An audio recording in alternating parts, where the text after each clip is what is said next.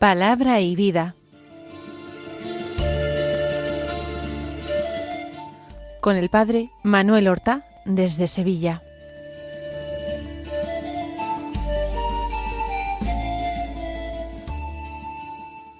En el nombre del Padre y del Hijo y del Espíritu Santo.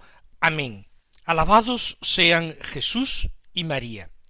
Muy buenos días, queridos amigos, oyentes de Radio María y seguidores del programa Palabra y Vida. Hoy es el viernes de la 9ª semana del tiempo ordinario. Estamos en el mes de junio, un mes consagrado al Sagrado Corazón de Jesús. Y estamos en el segundo viernes del mes. Hoy el amor de Cristo se nos hace presente con mucha fuerza y nosotros pedimos gracia para corresponder a este amor.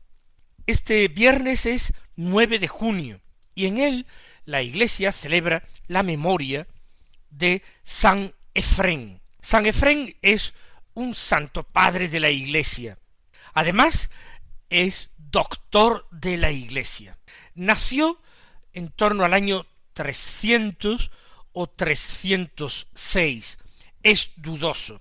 Nació en una familia que también se duda ser una familia cristiana o no. Desde muy joven tiene una exquisita sensibilidad religiosa. Busca personas consagradas a Dios, busca desiertos y soledades donde conocer monjes y verdaderos maestros del espíritu. Parece que conoció en Cesarea de Capadocia, al famoso San Basilio, uno de los 4 grandes padres de la Iglesia oriental, y que quedó impresionado por la entrevista y el conocimiento de Basilio. Vuelto de nuevo a su ciudad natal, a Nícibe, allí entró en contacto con el obispo de Nícibe, San Jacobo, de quien fue colaborador y tal vez fue él quien lo ordenó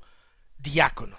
Por algún tiempo él vive en su ciudad natal en unos momentos de inestabilidad política grande. Los vecinos persas entran en conflicto con ellos. Su ciudad está casi en la frontera con Persia y es sometida a asedios a los que en alguna ocasión se libra de ellos, según muchos de sus contemporáneos, por la intercesión de la oración de Efrén. Se instalará luego en la ciudad de Edesa, hoy día está en Irak, y allí es puesto por el obispo al frente de la escuela teológica. Profesa una devoción extraordinaria a la Santísima Virgen María, a quien confiesa siempre inmaculada en su concepción, y a quien llama siempre la Madre de Dios. Autor de distintas obras, ya hemos dicho, en prosa y en poesía, y murió en el año 373. Y ahora vamos a escuchar la palabra de Dios que se proclama en la liturgia de la misa de este viernes. El Evangelio ya sabemos que es de San Marcos y del capítulo 12, pero nos encontramos que son sólo 3 versículos los que hoy se leen como Evangelio de la misa. Y además 3 versículos muy extraños, porque contienen preguntas de Jesús. No nos da el Señor ninguna respuesta. Son los versículos 35, 36 y 37 del capítulo 12. Dicen así: en aquel tiempo, mientras enseñaba en el templo, Jesús preguntó: ¿cómo dicen los escribas que el Mesías es hijo de David? El mismo David, movido por el Espíritu Santo, dice: dijo el Señor a mi Señor, siéntate a mi derecha y haré de tus enemigos estrado de tus pies. Si el mismo David lo llama Señor, ¿cómo puede ser hijo suyo? Una muchedumbre numerosa le escuchaba a gusto. Es un evangelio un tanto singular, diferente. no sólo por su brevedad, sino por su contenido. Porque el Señor no lanza preguntas que puedan tener un interés directo para los cristianos del siglo XXI. El Señor se pregunta a sus discípulos acerca de interpretaciones que estaban dando los rabinos a la palabra de Dios. Y a nosotros todo eso nos resulta muy lejano, y esas interpretaciones de los rabinos muy desconocidas para nosotros. Para los judíos que escuchaban a Jesús, estaban llenas de autoridad, tenían mucho valor. Para nosotros son simplemente opiniones curiosas y desprovistas de valor. Por eso, y porque el Evangelio acota simplemente estas preguntas, nos resulta un poco extraño. Pero toda la palabra de Dios ha sido escrita por nosotros, para enseñarnos, para exhortarnos al bien, para corregirnos de nuestros males, para infundirnos esperanza, para darnos ánimo, para consolarnos en nuestras tristezas, en nuestros desánimos y sufrimientos. También este Evangelio que la Iglesia nos propone este viernes está lleno, creo yo también, que de enseñanzas y de exhortaciones y de consuelos para nosotros. Vamos a examinarlo de cerca. Vamos a acortar esta distancia que nos separa de un texto antiguo y aparentemente con poco interés. Jesús pregunta. Nosotros estamos mucho más acostumbrados a que el Señor enseña. La Iglesia enseña. El sacerdote que es mi párroco enseña. El catequista enseña. Los libros enseñan. Sin embargo, aquí Jesús, el Maestro, el Señor, pregunta. Y hay que cambiar totalmente de actitud, porque la pregunta es una forma de enseñar, es un verdadero método pedagógico. Recuerden ustedes el filósofo griego Sócrates. Sócrates fue el inventor, digámoslo así, o el iniciador de un método que él llamó mayéutica. ¿Y qué significa esto de mayéutica y por qué es interesante para nosotros? La madre de Sócrates había sido comadrona, partera, una mujer experta que ayudaba a otras mujeres a dar a luz. Y Sócrates dijo que él no era un sofista, un amante de la sabiduría. La palabra filósofo, amante de la sabiduría, todavía no se utilizaba mucho y se la daban a sí mismo los sofistas. Él no era así. Él dice que participaba del arte de la mayeusis, el arte de ayudar a dar a luz, ayudar a parir. Lo que ocurría es que él pensaba que la sabiduría, y una sabiduría divina, radicaba en el alma o en el corazón de cada hombre. Y que la tarea del filósofo, la tarea suya, era la tarea de dar a luz esa sabiduría que radicaba en el corazón de los hombres. Para ello, nada mejor para provocar ese parto de la sabiduría, de la verdad en nosotros, que obligarnos a responder preguntas. Por medio de unas preguntas constantes, unas preguntas que llevaban a otras preguntas, y estas segundas a unas terceras. Sócrates iba guiando y conduciendo a las personas hasta que dieran respuesta a realmente las cuestiones más importantes y fundamentales del ser humano, sobre la existencia, sobre el sentido de la existencia, sobre la existencia del alma, de la supervivencia después de la muerte, sobre el bien y sobre el mal, sobre la belleza, sobre la fealdad. A las personas más vulgares que aceptaban entretenerse un momento con él, de pie en medio de la plaza, del ágora, o en medio de la calle, A esas personas Sócrates les llevaba al descubrimiento de la sabiduría que radicaba en ellos. Bien, Jesús no adopta siempre este método, pero en ocasiones sí.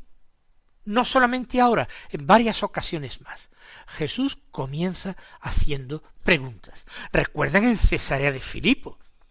Cuando él se interesa primero, quien dice la gente es que soy yo. Pero una vez que los discípulos responden, Jesús acorta distancias. Jesús los acosa en un sentido positivo de esta palabra. ¿Y qué decís vosotros que soy yo? Estrecha el Señor el círculo para hacerlos llegar a la confesión de fe. Ahora, Jesús a las gentes que están un poco desconcertadas por su enseñanza, a las gentes que se preguntan si tendrá razón Jesús o si tendrán razón los escribas fariseos, que son los que llevan enseñando hace siglos, los que han guardado la fe del pueblo, los que la cuidan, los que tratan de purificarla. ¿Tendrán razón ellos o Jesús? Puede ser que los temperamentos más conservadores, psicológicamente conservadores, se inclinen a pensar que para qué más novedades, que los escribas ya enseñan bien y están dotados de sabiduría. Mientras que otras personas se entusiasman ante esa novedad del Evangelio, esa novedad del reino del que Jesús habla, y abracen la enseñanza de Jesús. Pero aquí no se trata de dejarse guiar o conducir por emociones. Aquí se trata de buscar la verdad, de encontrar la verdad y de abrazarse estrechamente a la verdad y no soltarla, cueste lo que cueste. Jesús preguntó: ¿cómo dicen los escribas que el Mesías es hijo de David? Los escribas enseñaban a partir de la Sagrada Escritura que el Mesías tenía que venir. El Mesías era un personaje y un personaje humano. El Mesías no sería un ángel, no, sería un personaje humano. ¿Qué sería? Descendiente de David. Porque Dios había prometido a David una cosa: a uno de tu descendencia sentaré sobre tu trono. Y le había prometido que ese trono sería eterno, que nunca faltaría su sucesor sobre el trono. Una dinastía eterna, no habrá cambio de dinastía. Eso es lo que interpretan. Ciertamente, la monarquía ha sido derrocada, pero existen descendientes de David. José de Nazaret, el esposo de María, la madre de Jesús, era de la casa y familia de David.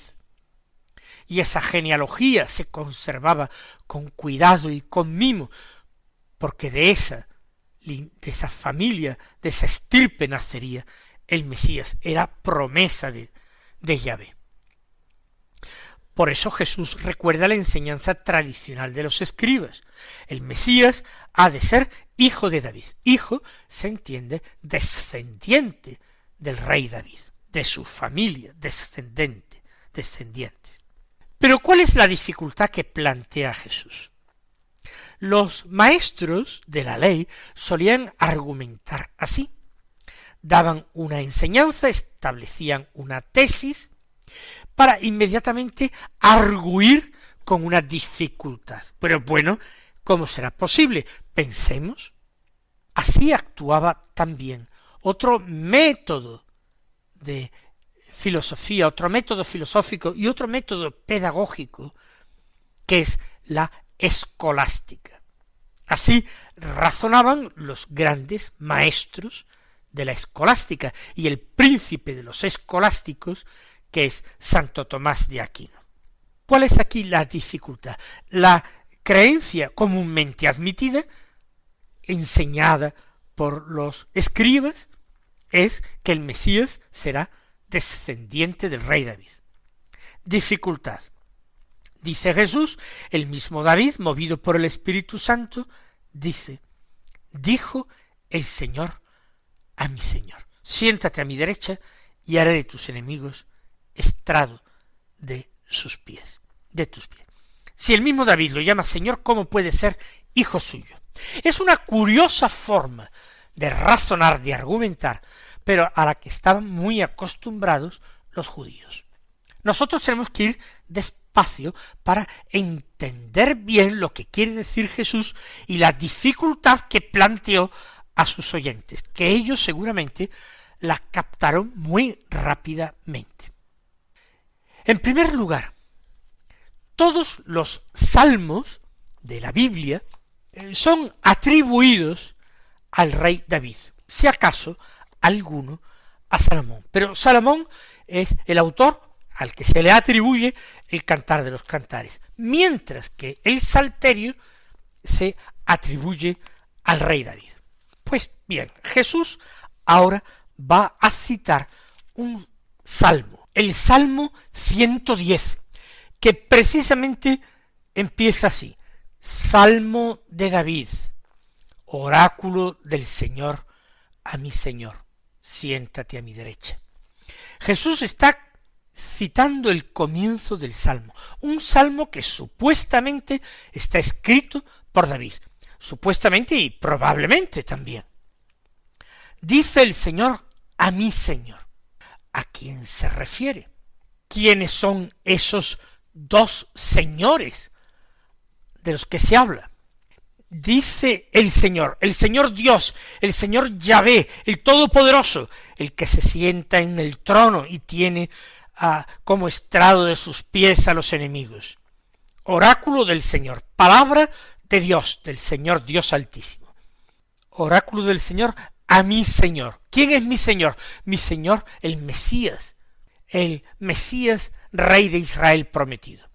Esto lo dice David. David también era rey, pero ¿no habría sido mejor que dijera oráculo del Señor a mi hijo? ¿O dijo el Señor a mi descendiente?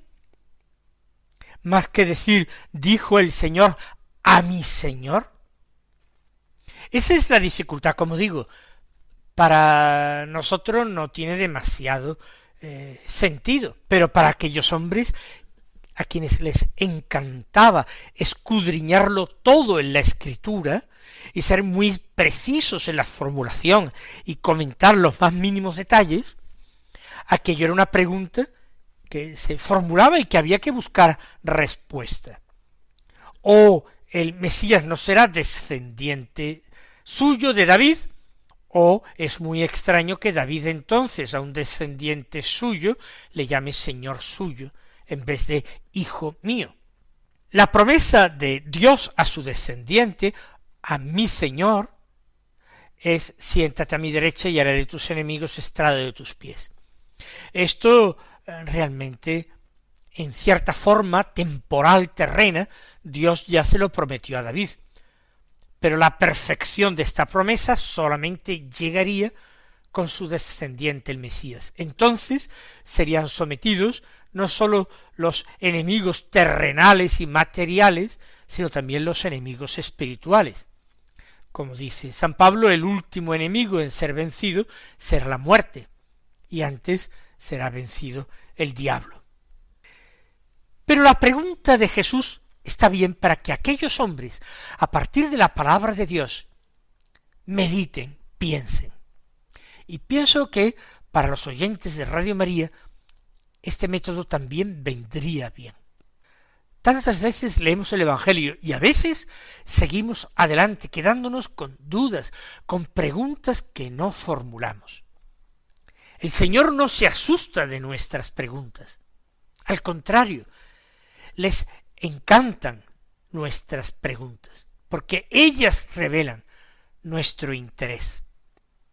Si tenemos mucho interés es porque amamos mucho, porque hay una ley psicológica que se cumple siempre inexorablemente, y es que el interés sigue siempre los pasos, las huellas del amor.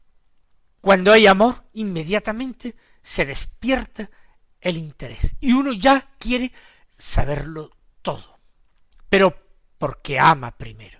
Por supuesto, el Señor lo primero que quiere es que le amemos, pero quiere también que mostremos que ese amor es auténtico, interesándonos por Él, por todo lo que se refiere a Él. Y en las páginas de la Escritura, unas páginas que a veces son enigmáticas, o por lo menos oscuras, y desde luego siempre escritas hace siglos y siglos, milenios incluso, es normal que para comprenderlas bien tengamos que hacernos preguntas. Por tanto, el momento de la oración es un momento también del diálogo con el Señor, de la conversación familiar con Él. Es el papel que tiene la meditación en la oración del cristiano. Tratar de ir discurriendo con la inteligencia, con la razón, por las preguntas que el texto nos plantea, a poco que sepamos leerlo con atención y con interés. No nos quedamos simplemente en la consideración de preguntas, en la obtención de respuestas. No, en primer lugar porque muchas de estas respuestas es imposible que nos las demos a nosotros mismos. Muchas veces serán otros quienes tienen el cargo, la responsabilidad de maestros en la Iglesia, que nos responderán. Otras veces será el mismo Señor, en la oración, el que tras una larga búsqueda, de repente un día, nos ilumine todo, nos aclare todo y nos desentrañe el sentido profundo de las cosas que leemos y no habíamos logrado captar en la primera lectura. Está bien hacernos preguntas. La oración de meditación, que nadie se asuste, puede consistir en un trocito de palabra de Dios leído con atención. Y una vez leído con atención, hacernos las preguntas sobre las dudas que nos surgen a raíz de este texto. Y antes de ir a ningún otro libro, comentario de la palabra de Dios, antes incluso de ir a preguntar a una persona que nos pueda ayudar, ¿por qué no le preguntamos al mismo Dios? ¿Por qué no le preguntamos al Señor Jesús que predicó estas palabras del Evangelio? ¿Por qué no le preguntamos al Espíritu Santo que Jesús nos prometió para que respondiera a todas nuestras dudas, aclarara todas las enseñanzas que Jesús nos dio? Esa puede ser una buena y una grande oración de meditación. Dice el texto, para terminar, que una muchedumbre numerosa le escuchaba con gusto, y ojalá nosotros escuchemos también con gusto a Jesús, y ojalá nosotros también sepamos escudriñar, meditarla en nuestro corazón como María. El Señor os colme de sus bendiciones, y hasta mañana si Dios quiere. Han escuchado en Radio María Palabra y Vida, un programa que dirige el Padre Manuel Horta.